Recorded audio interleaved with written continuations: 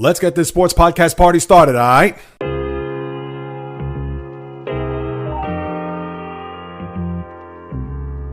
The JAYREELZ podcast. What is happening, my good people? Greetings. How are you? How's it going? How's everybody doing out there? What is the latest and greatest? Hope everybody's doing well, feeling fantastic, in excellent spirits. Plowing through the week with another dose of sports talk, as this episode may melt your earbuds, headphones, or speakers. So fasten your seatbelts, because this will be a wild ride, as this is the JAYREELZ podcast with JAYREELZ. For my first timers, welcome aboard. And for those who've been banging with me, going back to the very beginning, somewhere in the middle, even as early as this past Monday, I welcome you guys and gals back. So for those who have listened to the podcast, and if this is your very first time, I'm just going to lead with this. I've been a Celtic fan going on almost 50 years. To be exact, since the 77-78 season, it is now 47 years. And before I even get to that, the theme of this first part of the podcast, it's actually mind-boggling to think that the Stanley Cup playoffs and the NBA playoffs combined, in this second round, the road teams have been phenomenal. To the point where in the NHL, now mind you, we're just 5 games into the second round, where the Maple Leafs, they've held court, winning the 2 games, close games. And interesting how I'll unpack maybe the psyche of the Maple Leafs, considering that they're trying to do something that they haven't done in 58 years. More on that later, but you've had the Carolina Hurricanes win in overtime on the road.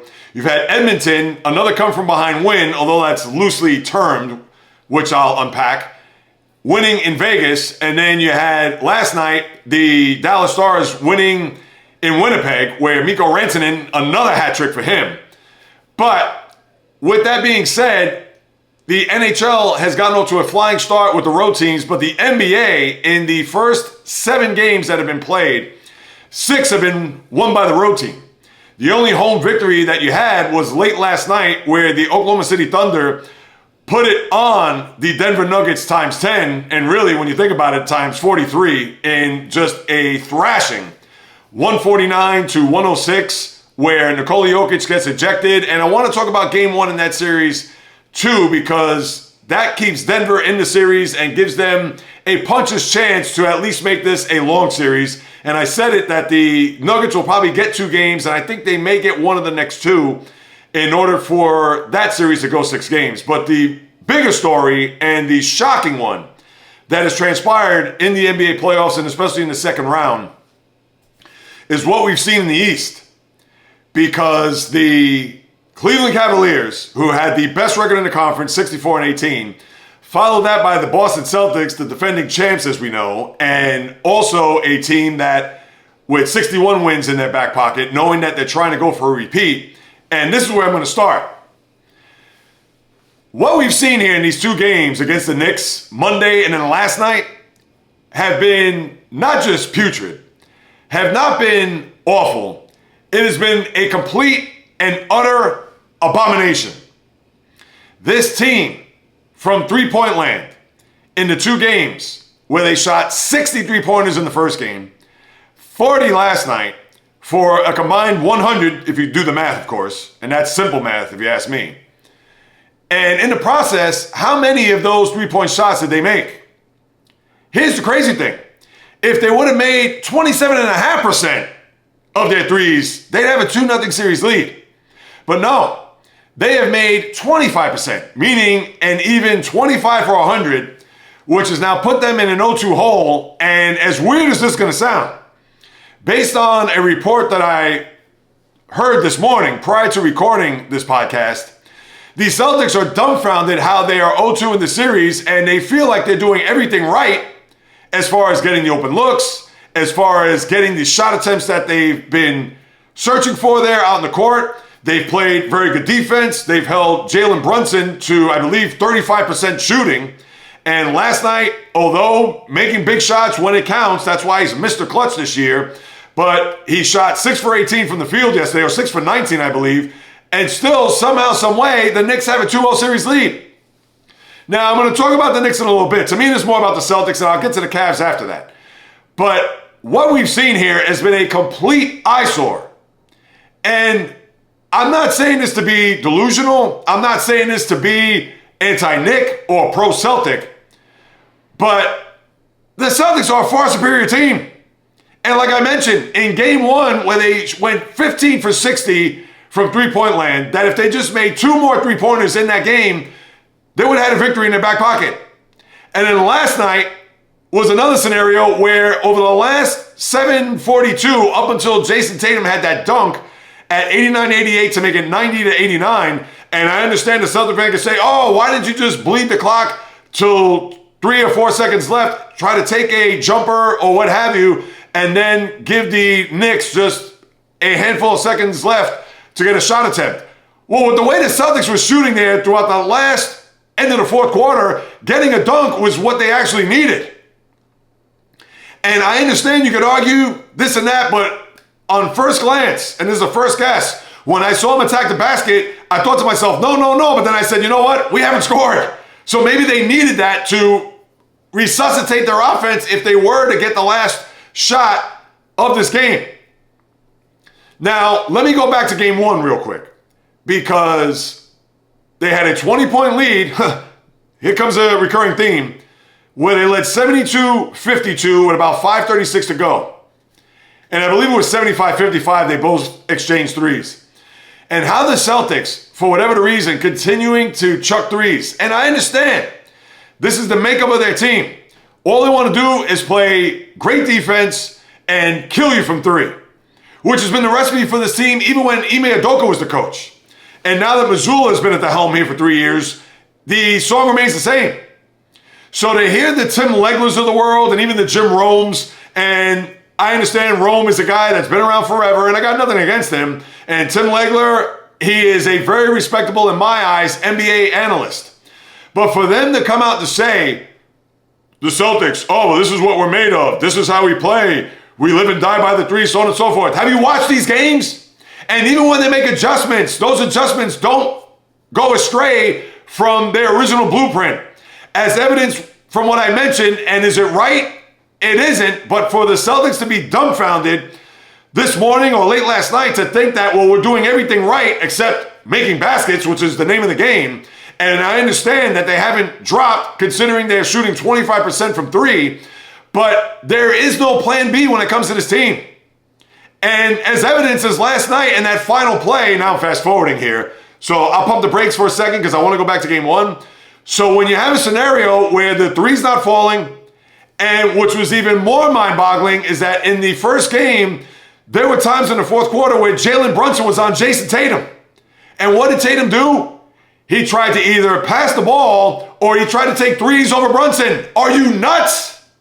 That's where you got to attack him. And he had 4 fouls in a game, not that he was going to foul out, but he was certainly at a disadvantage when it comes to being in foul trouble. And when Tatum had the ball, I just thought, you got to abuse him. You just got to power your way through the basket. I understand there's going to be help that's going to come there, whether it's Mitchell Robinson or Karl-Anthony Towns. I get that. But still, you got to break them down, try to draw a foul. And even if it's a thing where the help is coming, that's where you kick it out. Mind you, they could have had me out there at the three-point shooting line, and I probably would have missed as well. But the point is that you have to attack and take advantage of the opportunities that are going to be in front of you. So if that means a 6'2 Brunson is going to go up against a 6'9 Tatum, don't shoot over him from 25 feet.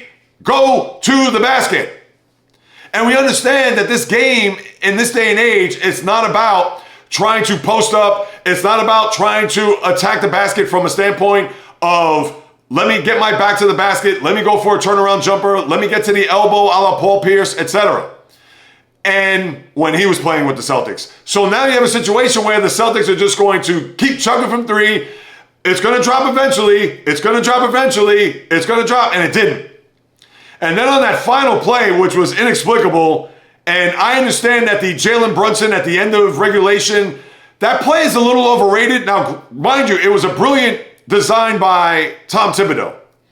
And Brunson had a clear path. But when Al Horford came over, and with his size and length, where that shot, although it was halfway down, but that shot did have a bit too much more mustard on it because of the rush by Horford. So therefore, it wasn't a clean release from Brunson. Now people are going to say, well, JAYREELZ, what? Now all of a sudden you have the science of how this shot didn't go down? Well, I'm sure it was influenced by Horford, because if Horford wasn't there, Brunson would have had a bit of a, or less of an angle that he didn't have to worry about as far as trying to get it over Horford. So therefore, there was a little bit too much seasoning or mustard on that shot to where it didn't go in.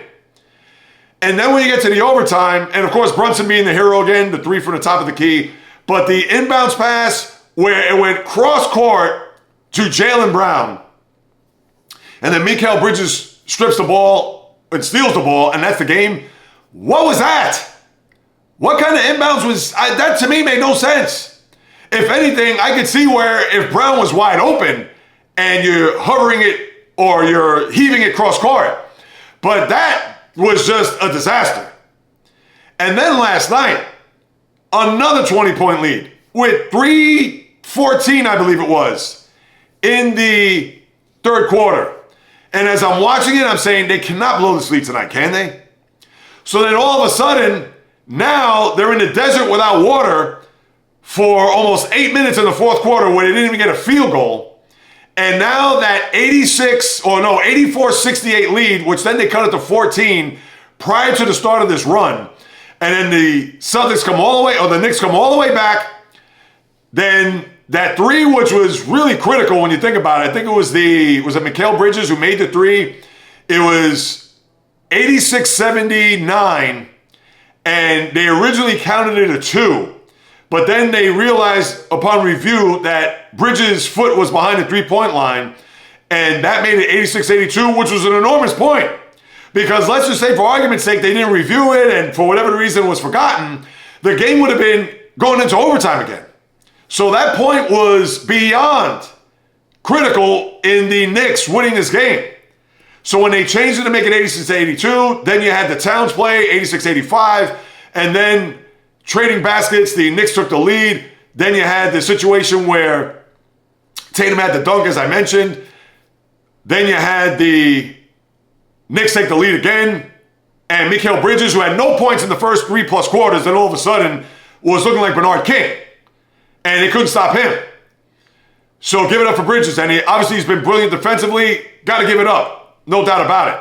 But then you have a scenario where, okay, after, with 24 seconds left, the Tatum dunk, and then the Knicks score, and now the Knicks have the ball with how much time left on the clock? Off the top of my head, I can't even remember. Everything's just such a blur. As a matter of fact, they had 12 seconds.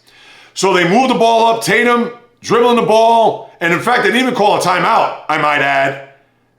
So and this was Brunson when he hit the free throws. That's how the Knicks got those points. So they had one timeout left. They said, the hell with it. And to me, you could second guess that. When I saw him take the ball, I said, it's 12 seconds. Let's just get this over with, see what happens, and that's that. So now Tatum, he's trying to go right. Mitchell Robinson has him go left. Tatum now gets suffocated by Bridges, and I believe it was, I don't think Towns was on the floor at that time. Everything's such a blur at this moment. So now he tries to pass it off, gets deflected. Bridges steals it again, as I'm spitting all over the place if you're watching on YouTube or Spotify. So now, ball gets stolen. Thrown up in the air, Knicks win again. Knicks are up 2-0. Game 3 Saturday at 3:30, where Madison Square Garden is going to be a, not hornet's nest, it is going to be a snake pit. And now they're in an 0-2 hole. And last night, and I should have mentioned this at the top, and I didn't because I just wanted to get right to it. If you haven't checked my YouTube channel, I did a instant reaction emergency live stream after that game last night because I'm surprised my neighbors didn't knock on the door, and I'm surprised the police didn't come knocking either because I was beyond livid. I was incensed. I was actually possessed because what I watched there in the final 8.5 minutes of that fourth quarter had me sick, had me despondent, had me just absolutely aggravated. And now it's coming out. And after watching that, and I watched the post-game by Missoula and Jaylen Brown, and they didn't add anything. All Missoula said, turnovers, and we had great looks, and we had good shots, but obviously they didn't go in, and we just got to forget about this and move on, and now we're going to see what we're made of, and yeah, we settled, and so on and so forth. It's the same thing I heard in game one.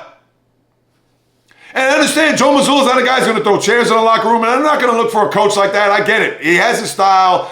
But here's the thing that bothers me if you're the Celtics, and if you're a Celtic fan like yours truly, and then I'll move on from this.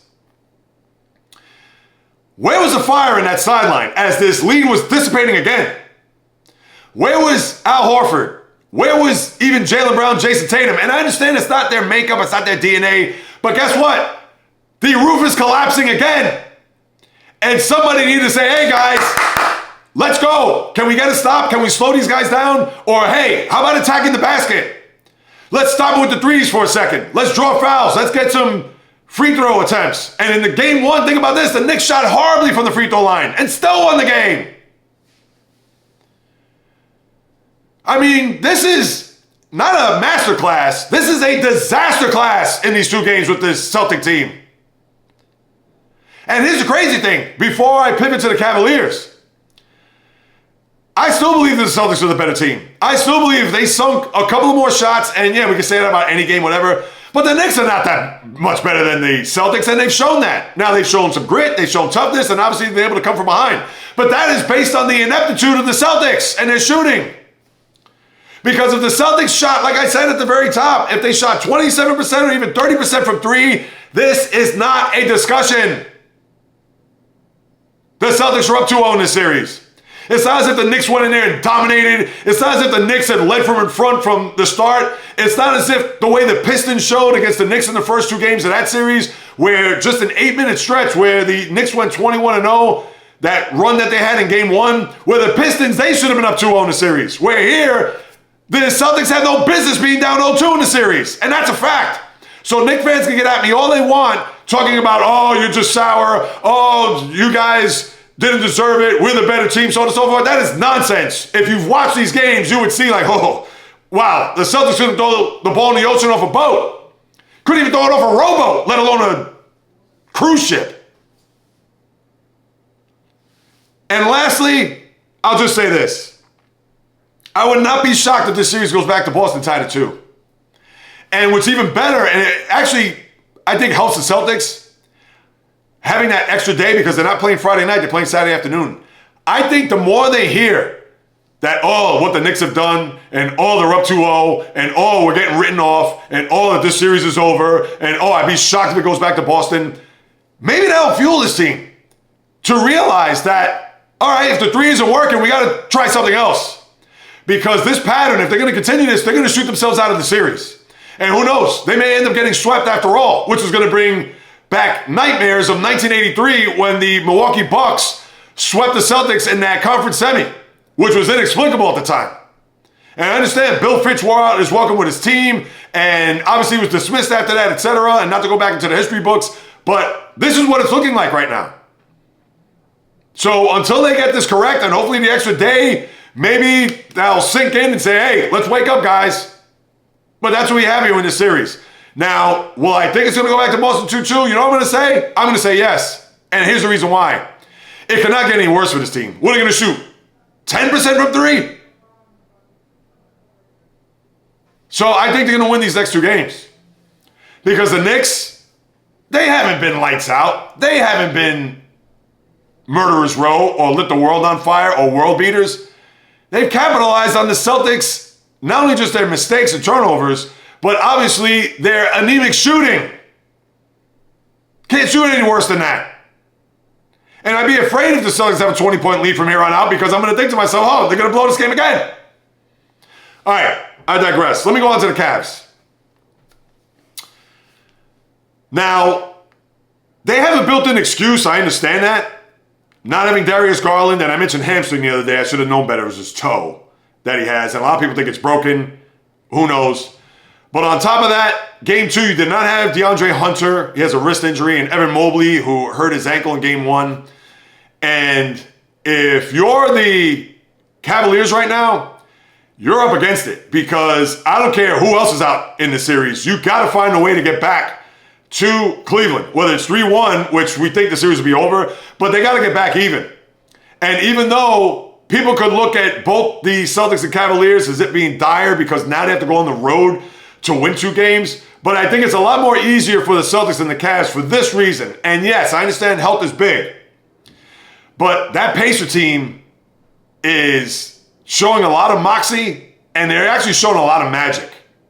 When you have these playoff runs, and think about this, Tuesday night, because we talked about game 1 on Monday, considering they started their series Sunday night.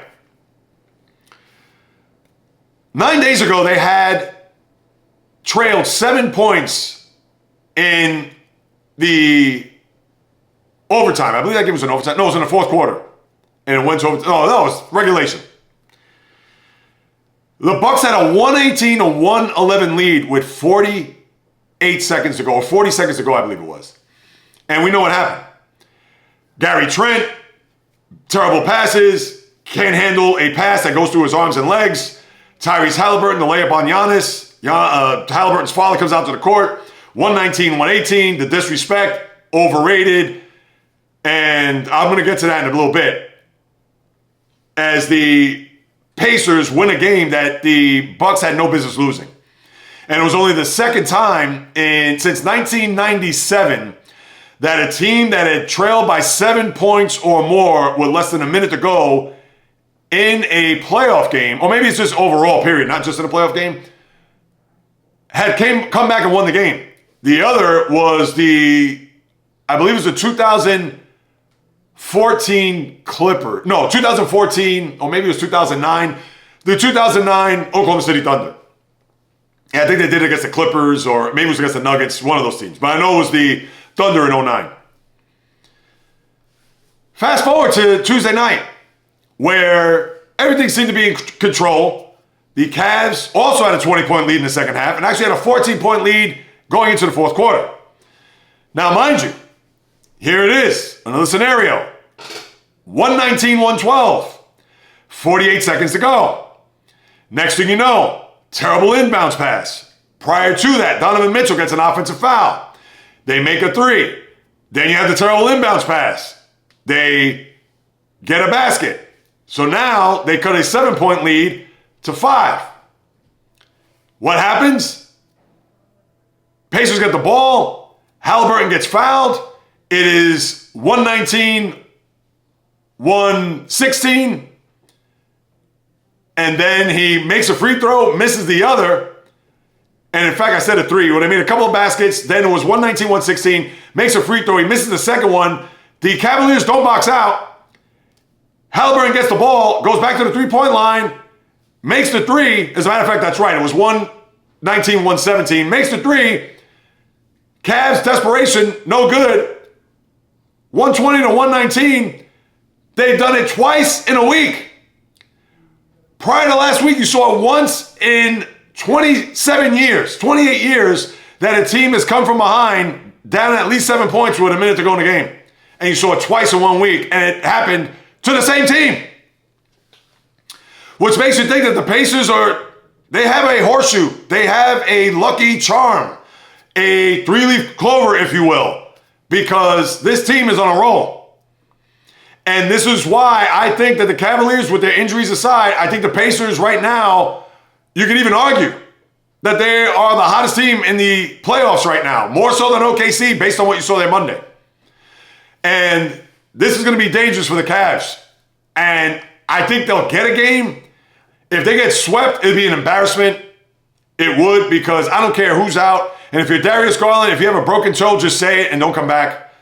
And I believe he warmed up prior to game 2 and he was a no-go. But this is now fading fast for a Cav team, and I get it, tough breaks. But I'm sorry, Evan Mobley, if I'm him, tape up the ankle extra tight. I'm going out there. And understand, if he's going to hobble around, if he can't run up and down the court, at least he gave it a shot. They can't go out like this. I'm sorry. Because, and listen, I'm not a Cavs fan, as you know, but this would just be a pathetic, almost beyond embarrassing, if they can't turn the series around and it starts tomorrow night because they have a day off today to balance the schedule. And give it up. The Pacers have been They are complete. That's what they are.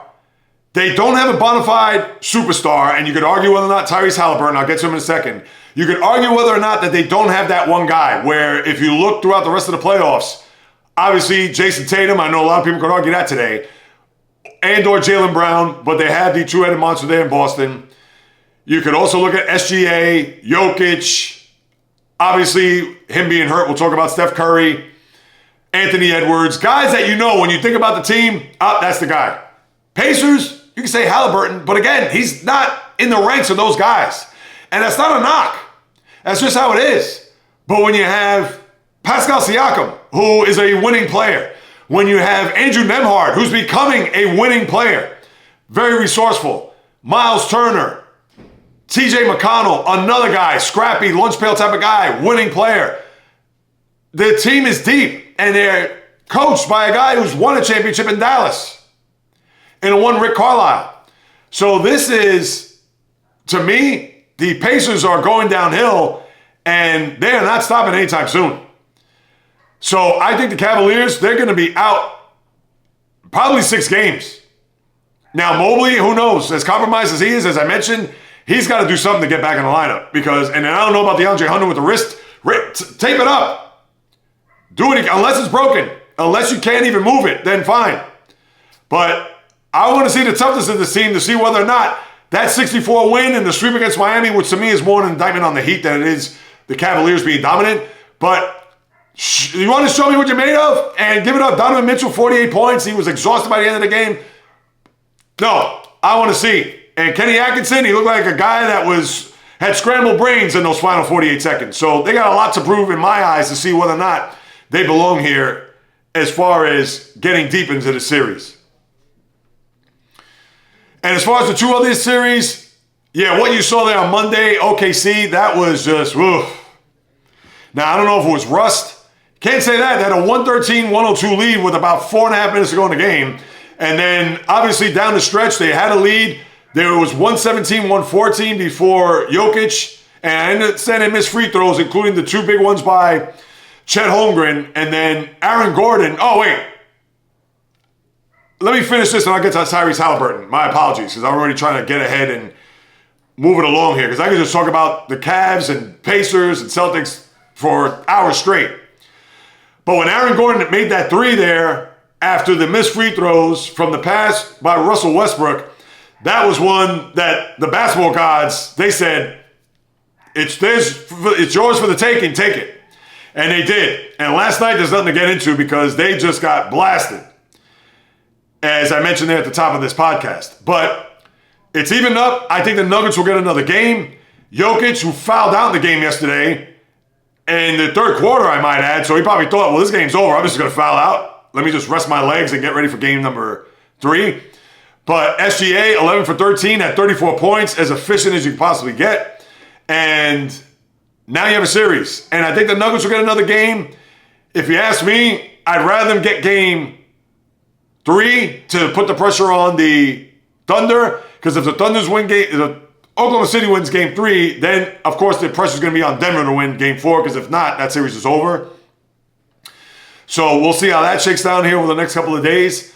But that was one on Monday night was a shocker. Not only did you have the Knicks beating the Celtics, but for Denver to beat OKC the way they did, and comeback fashion when they were pretty much left for dead, that was a complete surprise. But now that that's balanced out, that's the one home team that has won here in this opening round. And then you had Golden State, Minnesota, where the Warriors, Steph Curry, he's going to be out for a week. So you're probably not going to see him until at least game 5, which will be back in Minnesota. And the Warriors did a great job with Jimmy Butler, and Draymond Green had a big first half there, shooting the ball. And for the Warriors, now everything's going to be relied on their spiritual and emotional leader and Draymond Green. But this is going to be a tall order for this team, considering they're not going to have Curry. And even when he does come back, how efficient he's going to be. We know he runs off those screens and he is all over the court. How hampered he'll be by that hamstring, that we won't know and have to wait and see until he returns to the lineup. But Anthony Edwards had an awful first half. scored 1 point, although he turned it back on in the second half, but it was too little too late. And I like that Chris Finch challenged his star player to say, hey, you want to lead? Let's go. Because in essence, that's what he told him. You're the leader of this team. What are you going to do about it? And Edwards, to me, it seems like he's a level-headed guy to know that, yes, the onus is on him. I'm sure he's not looking at his coach cross-eyed or with a side eye to say, who are you to tell me or to speak to me in that way or to try to get your message across in that fashion.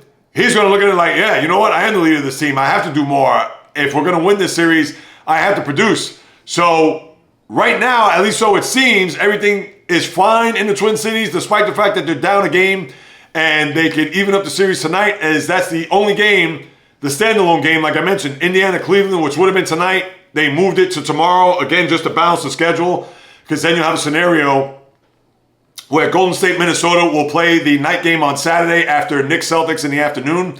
And then from that point on, you're going to have the 2 games, a doubleheader each night until the end of the second round.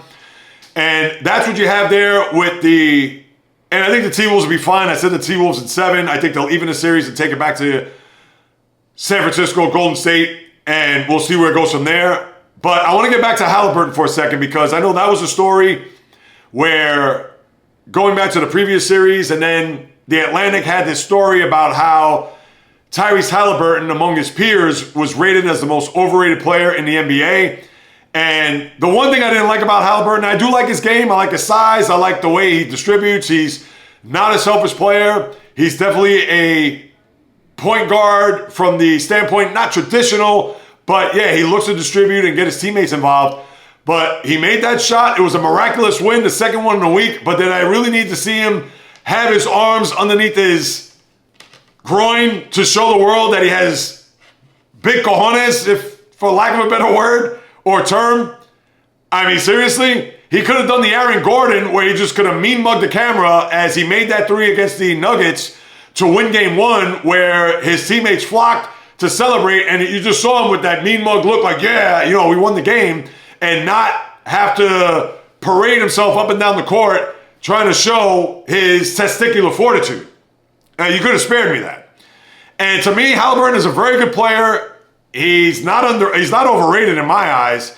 And I think the players are just jealous considering that he was part of the dream team last year. And I think that's where it stems from, where he was part of the dream team. And I'm sure there were a lot of players in the league, including star players, that probably thought, wait a minute, I deserve that spot more than he does. And of course, Halliburton played, but what, a handful of minutes in these games throughout the course of the Summer Olympics when they won the gold last year. So maybe that's where it ties into him being overrated. But if you watch basketball, you know he's not an overrated player. He's very good. He had 13 points up until that point, which is not a lot. But again, he's not a guy that is going to search for his shot first and then distribute later. So that's where people could probably argue whether or not, oh, he only had 13 points before he had that stretch where he pulled the game out and pulled his team out of the fire. And one more time, Halliburton's not a guy that's going to chuck 24, 26 shots a game. Maybe there could be a time where he's going to be asked to do that, but that's not going to be his forte. So therefore, to me, although I don't like his antics and his histrionics, but to me, I give him his just due and his flowers. Could he play on my team? Yeah, I may pick several other players over him, but if I had a choice of Halliburton and a few other players, let's say James Harden, I'll take Halliburton. And that's just how I look at it. So now the schedule with the NBA, you already know, as I mentioned tonight, you had the 1 game, Golden State, Minnesota. I believe it's 8:30. The doubleheader tomorrow, Indiana, Cleveland to lead us up, to start us off. And then you have OKC at Denver. Sunday or Saturday, Knicks at 3:30, hosting the Celtics, followed by the Golden State, Minnesota series. And then you have on Sunday a double dip there. I believe, let's see, I don't know what's the first game. I would think the nightcap will be the West Coast game. No, in fact, 3:30 is Oklahoma at Denver. And then you have Cleveland, Indiana at AT&T. The games are on ABC Saturday, both games. The first game, ABC on Sunday. ESPN, the 2 games tomorrow night, and tonight is TNT for Golden State, Minnesota. Now, as far as the NHL goes, as I lace up the skates, again, the road rules in both sports. And I'll talk about the Maple Leafs in a minute because they're the only team and the only series that has played two games already. If I can't speak here, maybe I need a sip of water. So for a quick pause. They're the only team that has played 2 games and has won both of their home games, where the other 3 series have just played 1 game apiece. And what we've seen here so far, the road teams, and I'll start off with what happened there last night. Dallas playing at Winnipeg, where the Stars and Jets had miraculous third periods to win their games, and including overtime for the Jets, as we talked about there on Monday. But Mikko Rantanen with a natural hat trick there for the Stars, and he picked up where he left off in the previous series, because if you recall, he had a hat trick in the finale against his former mates when they were down 2-1, and they came, or 2-0, and they came all the way back to win that game 4-2 to advance to this game against the Jets. And in doing so, with the 3 goals there in the second period, Mark Scheifele, who came back with the injury that he had in the previous series and then not playing in Game 7, played here in Game 1, did add a goal, but nothing else were to be had, as Jake Ottinger had the win over his counterpart, Connor Hellebuck. And now the Jets, which I think is going to be a tough series for them. I picked the Stars to win in 6 games.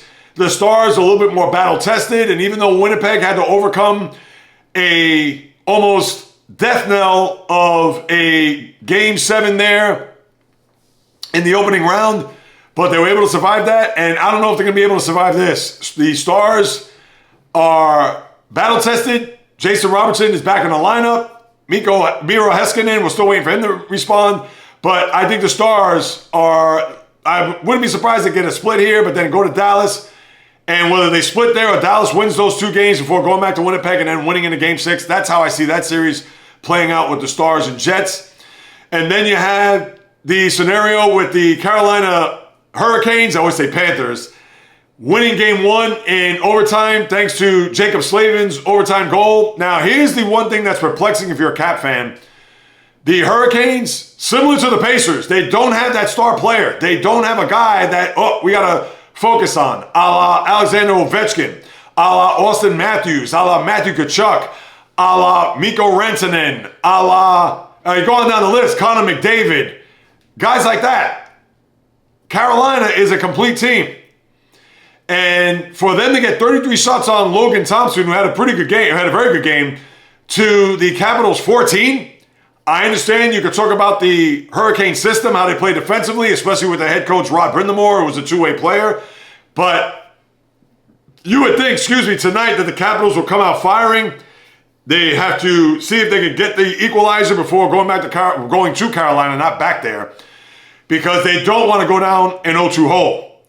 And the same can be said for the Vegas Golden Knights. After Mark Stone gets the 2 goals there to open up the scoring, here comes Edmonton with 3 goals, including Leon Draisaitl getting on the score sheet, and Corey Perry, as well as Zach Hyman, who had the game-winning goal, as the Edmonton Oilers are now up 1-0 in their series, and they've actually won 5 games in a row, considering they lost the first 2 games in LA to the Kings, and then he swept them out into the Pacific and now won this game to where they've actually won 5 straight come-from-behind victories in the process. Now, again, that has to be with an asterisk, because if you look back in Game 6, they were down 2-1 where they, in the first period, where they actually took the lead late in the first period. So yes, although they were trailing in the game, and they did take the lead 3-2 at the end of the first before going on to win 6-4, but they count that as a come-from-behind game. Because when you think of come-from-behind, it's like, they were down 2-1 in the third, and obviously came back and won the game in that fashion. No, they could have been down 1-0 in the opening minute and then scored 2 quick goals 5 minutes into the game, and that counts as a come-from-behind victory. So you could take that the way you want to, and to me, that has to be with a little bit of an asterisk in my eyes. But all right, it counts in the record books as a come-from-behind win.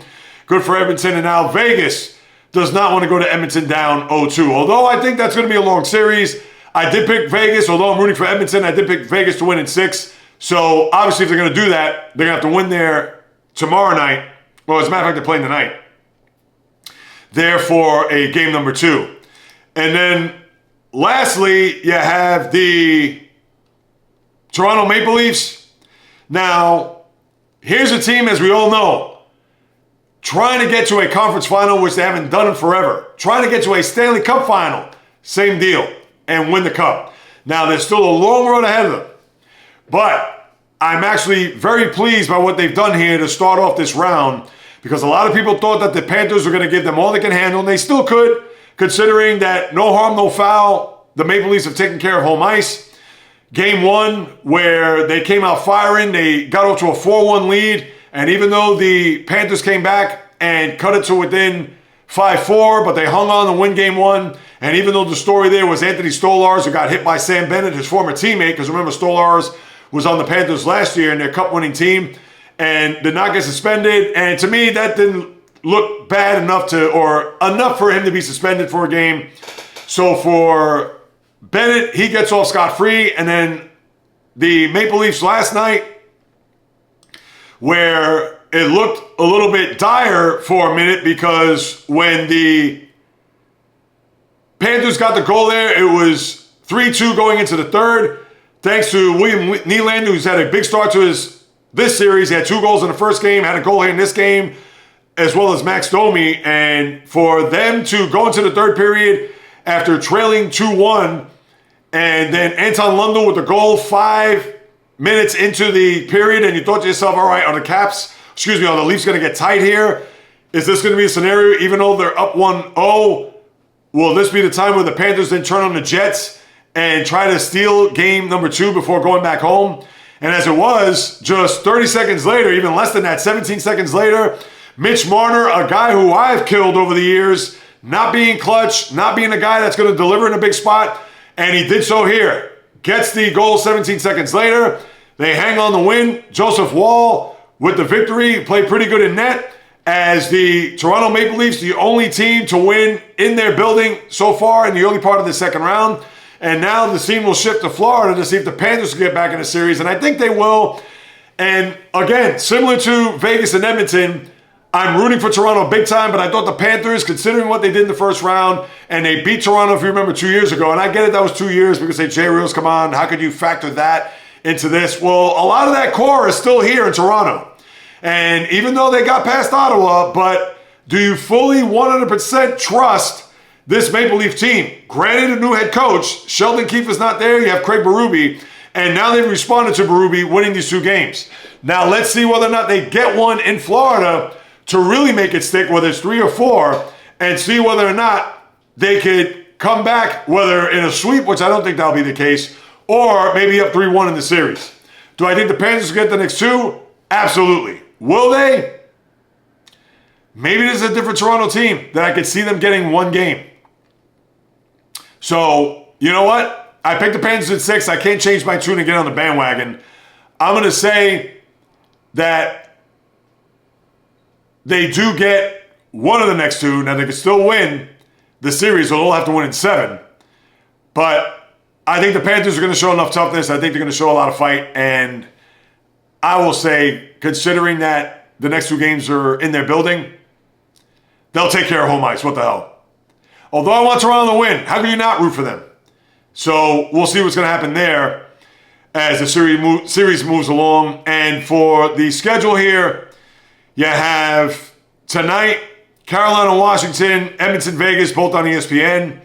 Tomorrow and through the weekend, they'll be on TNT, True TV, and Max.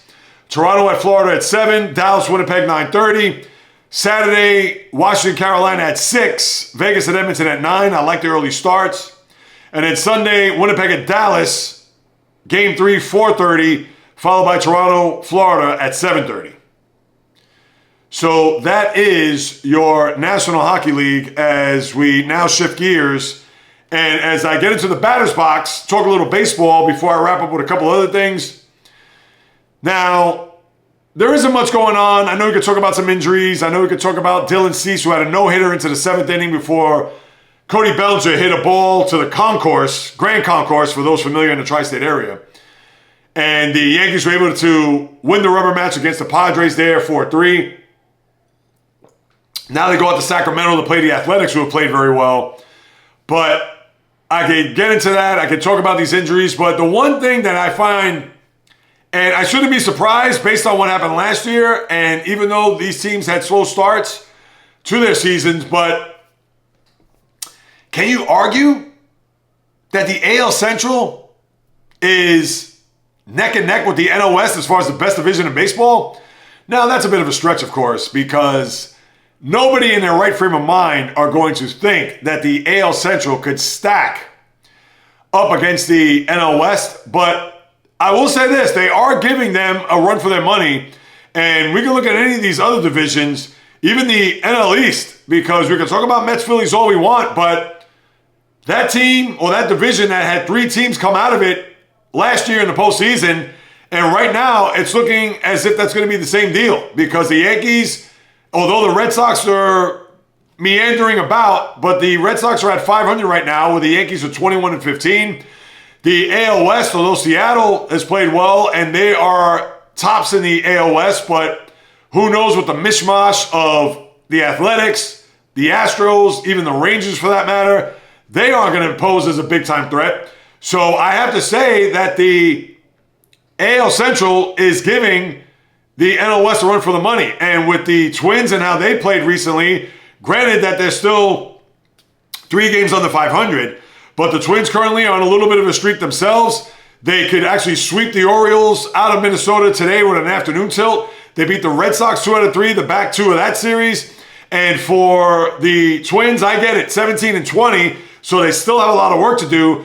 But the Royals have won 5 in a row, and they're 22-16. The Guardians have been respectable, 22-15, and the Tigers at the top of the division are 23-13. And all these teams, whether it's the Tigers winning 7 of 10, the Guardians winning 7 of the last 10, the Royals have won 8 of their last 10, and with the Twins winning 4 in a row, by far, they're the second best division in the sport. Can't argue that. Not the AL or NL East, certainly not the NL Central. So, and the AL West, again, that right now is a juggling act. So, give it up. The AL Central, who, not sexy, not overwhelming, not a division that people are going to gravitate to say, wow, you got some rock-solid teams. And I picked the Tigers to go to the World Series this year. So, that's all I'll say about that. But there's no argument at this point. At this point in the year. Now, let's get back to me maybe in the middle of June or the 4th of July. It could be a different story. But you have to give it up for what these teams have done here as far as being respectable, being competitive. Now, sadly, when we get into the postseason, although the American League is wide open, and that's what's going to be good, but can they get any type of reinforcements or procurement, whether you are the Guardians, whether you are the Royals, and I understand they're not going to go into the deep end of the pool and bring in a guy who's going to make a ton of money. I understand that.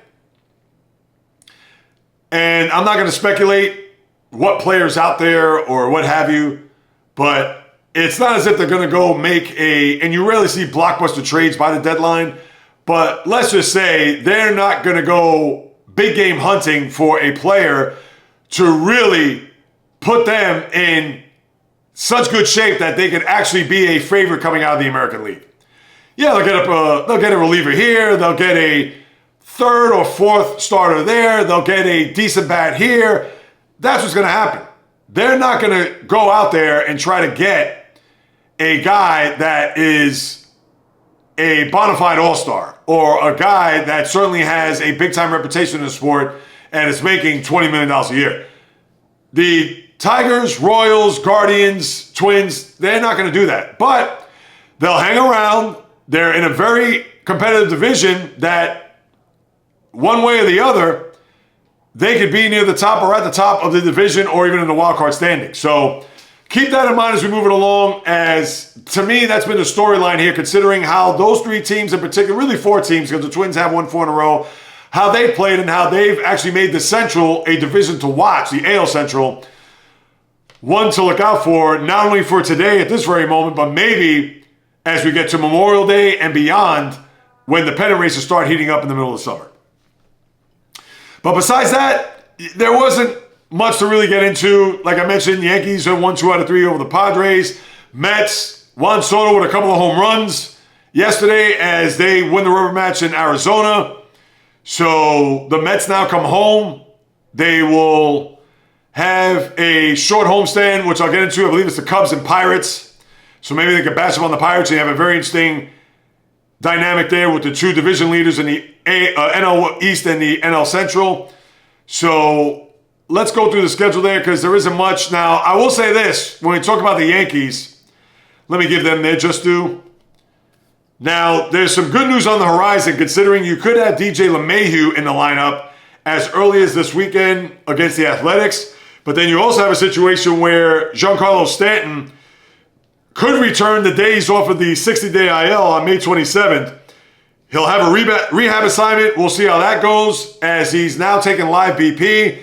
Elbows, I believe right now they're sound, but until rehab and how he progresses here over the next 2 weeks, he could be in the lineup there at the end of the month. So I'm sure the Yankee fan will be excited to see him back in the lineup. And they DFA'd Carlos Carrasco. All right, Carrasco was pretty much a guy that they had to bring up to the club considering all their injuries in their rotation.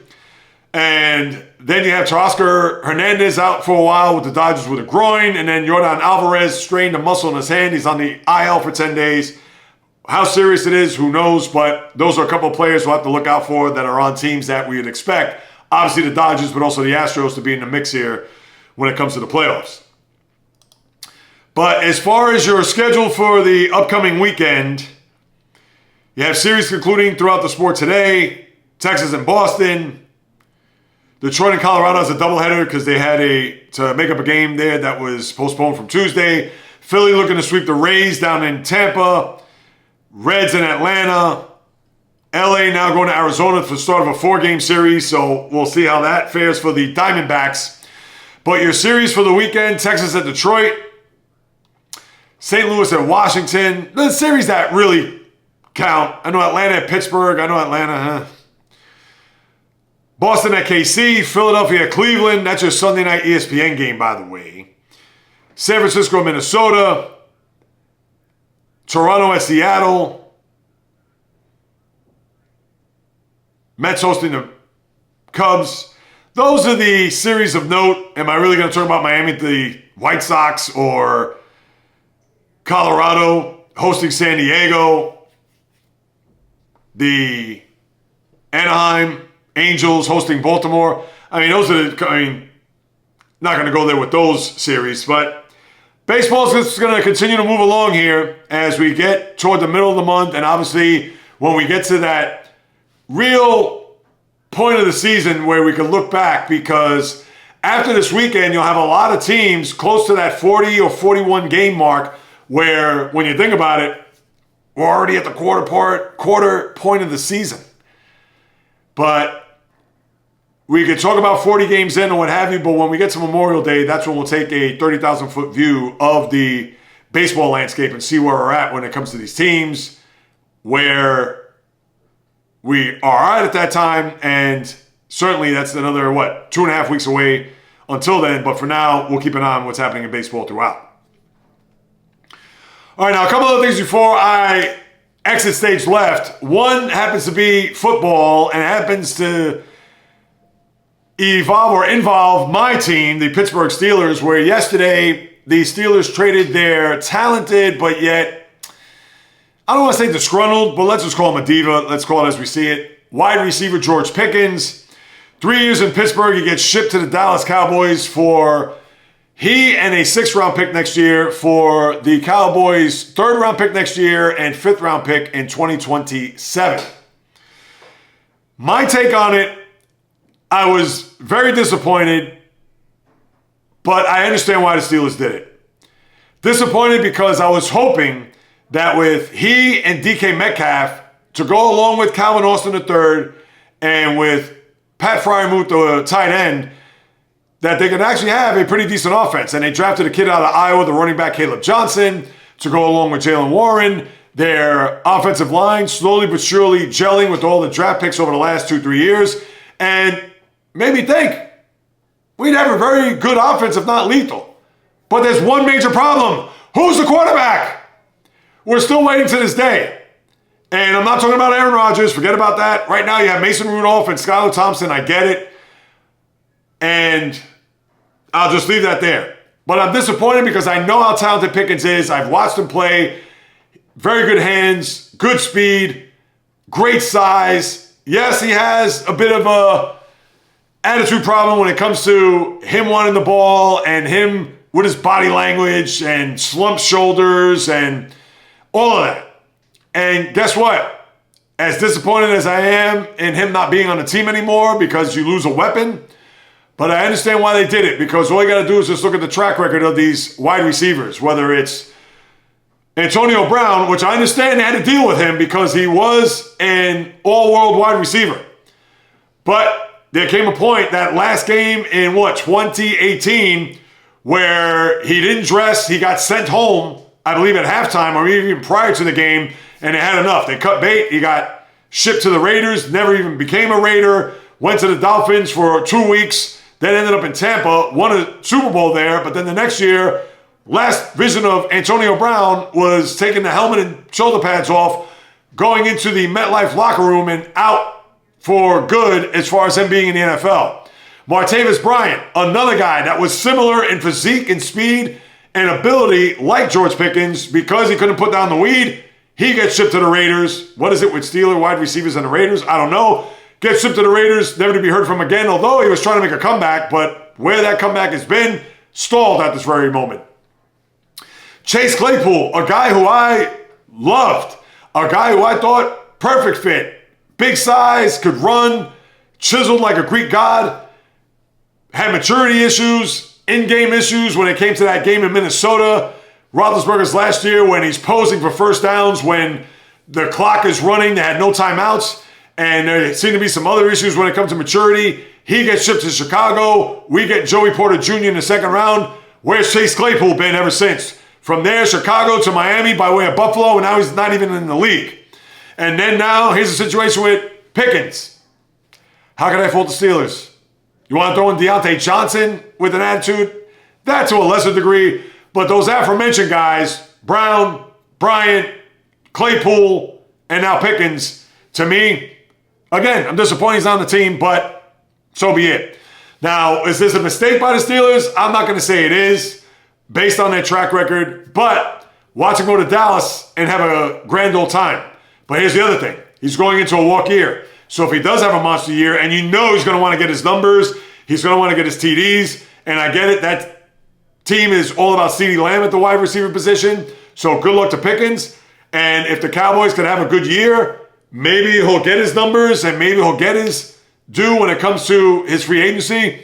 But, yeah, right now, to me, that deal is incomplete because it would only bode well for Pickens if he has a monster year. And with CeeDee Lamb there, that could be tough. And if the Cowboys don't have a big-time year where he's not getting the ball and they're not winning, and it's similar to last year where they're kind of in the wilderness in that 7-10, 10-7 range, good luck. So they're getting a good weapon and a guy that certainly could be a threat in that offense.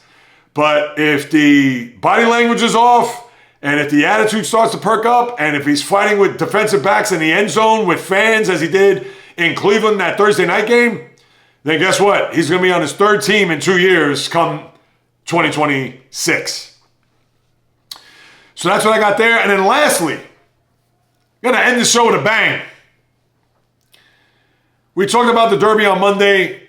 Everybody knows I'm not a horse racing aficionado, but when this time of the year comes, I'm on top of it.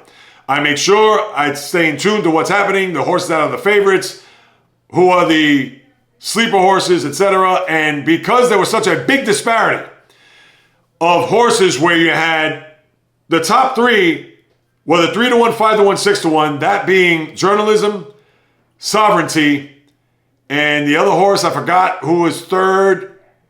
It'll come to me. Then you had horses that were 12 and 15-1.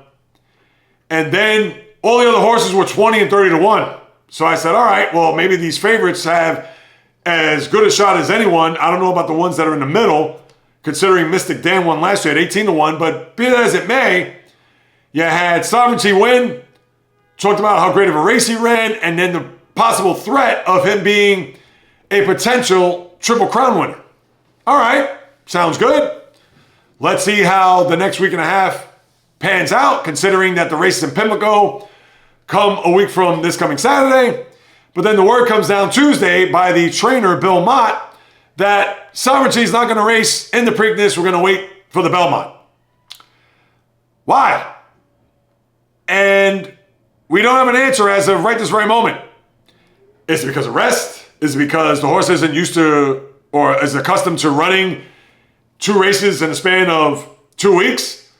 We got no answers. And I understand, in this case, and unfortunate to Bill Mott, that we have to slaughter the messenger here, but he gave us nothing other than Sovereignty is not going to race in the Preakness. Well, guess what? I'm not going to talk about horse racing from now until we get to next May when we talk about the Kentucky Derby in 2026. Because why bother? This was a chance for a horse to possibly get a triple crown. And I don't want to hear any excuse, barring that the horse in some way, shape, or form is injured. And hopefully, God willing, that's not the case. But this is also the reason why horse racing needs to be out altogether, which is a whole other story, which I plan to talk about it in a future vlog. So keep that in mind. So for now, the Preakness, which has zero juice, zero drama, zero intrigue. And I don't care if Sovereignty comes back and they bring Secretariat back and they bring Affirm back and they bring the recent Triple Crown winners of American Pharaoh and Justify back. I could care less if they ran it in my back. I don't have a backyard, but if they had it in the courtyard outside, I would not watch. Why? It means nothing. The owners of the horse, and in this particular case, and I'm sorry, unfortunate to him, how Bill Mott gets the responsibility of the backlash of Sovereignty not running this race. But sorry, if he announced it and without any other explanation, he's going to get the brunt of it.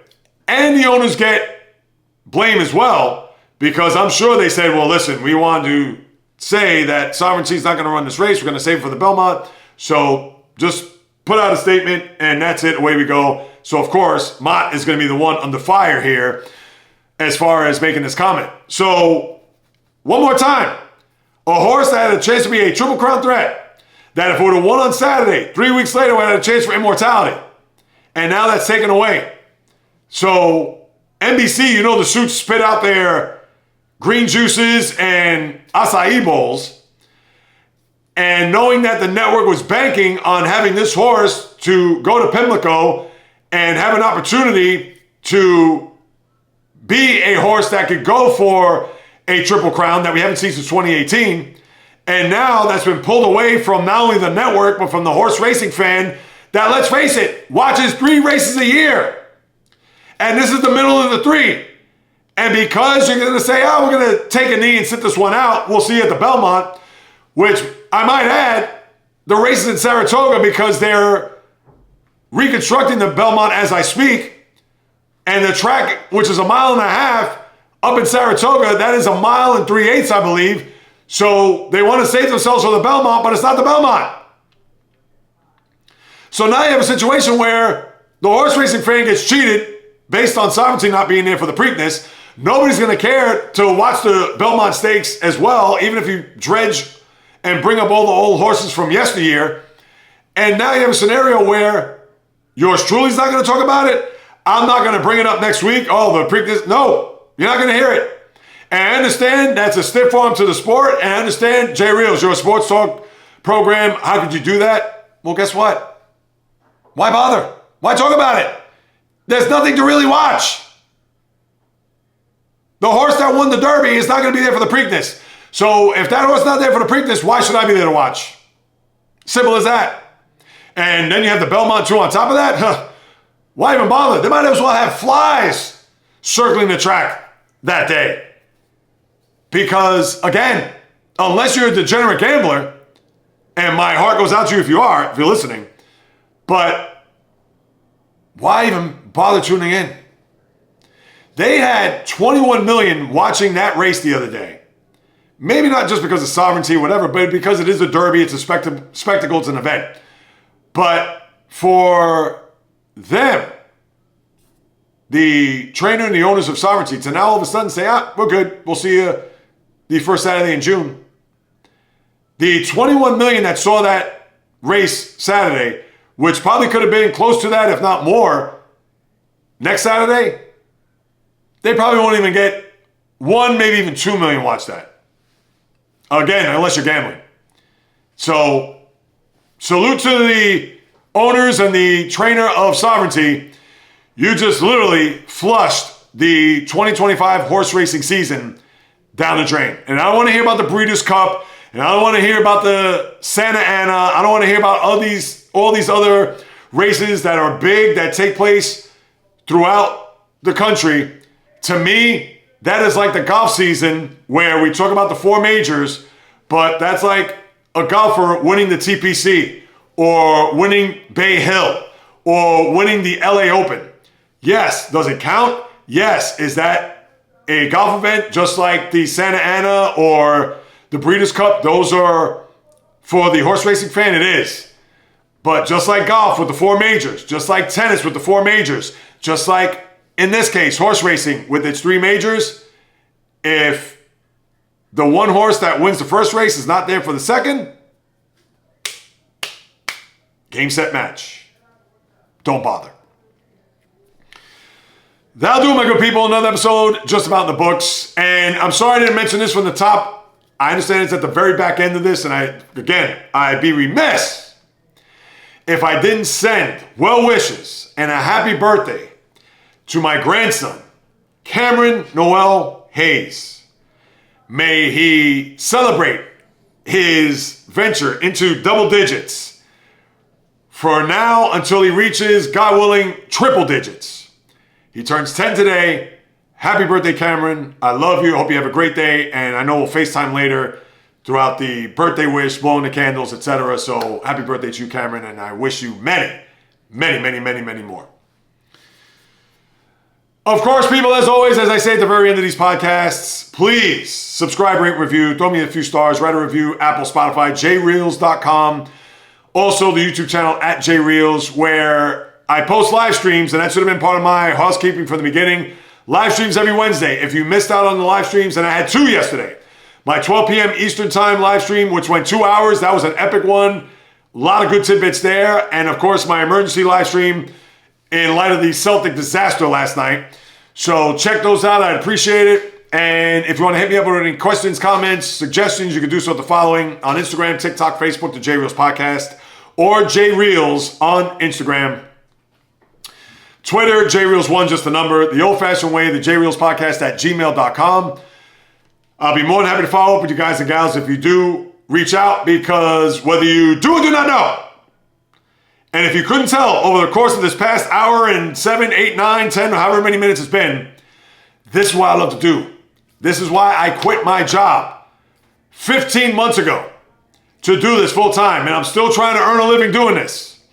I get it. This isn't just turn on the camera, microphone, post, and that's it. There's a lot of behind the scenes things that you do not see. A lot of the stuff that you do not know what's going on. And Lord knows, it's been a battle. It's been a struggle, but it's all the smoke that I want. But that's neither here nor there. My point is, as an independent podcaster, content creator, that posting twice a week with podcast Mondays and Thursdays, a live stream every Wednesday at 12 noon, whether it's lifestyle vlogs, which there's going to be more coming down the pike, on location interviews with fans, other sports vlogs that I have in the works, critique vlogs that I have, all of it, people, on my YouTube channel as I continue to march toward that 1,000 subscriber threshold and trying to generate ad revenue through this platform, among sponsorships, among partnerships, among other things that are out there that I could try to earn a living doing what it is that I love. As I say all the time, in the blood and the DNA, talking sports since birth. Because as long as I'm in front of this microphone and this camera, one more time, doing it with nothing but passion, fire, energy, fury, with my thoughts, opinions, critiques, praise, analysis, feelings on anything and everything that happens in the world of the diamond, ice, gridiron, hardwood, golf course, racetrack, tennis court, boxing ring, octagon, you name it. From my lips to your ears, from my heart to your soul, from where I am to wherever you are, the JAYREELZ Podcast always comes correct, direct, and in full effect. From the South Bronx, the South Beach, the South Central, the South Pacific, and all points beyond, peace, love, and God bless everybody. And until next time on the JAYREELZ podcast, on the flip, baby.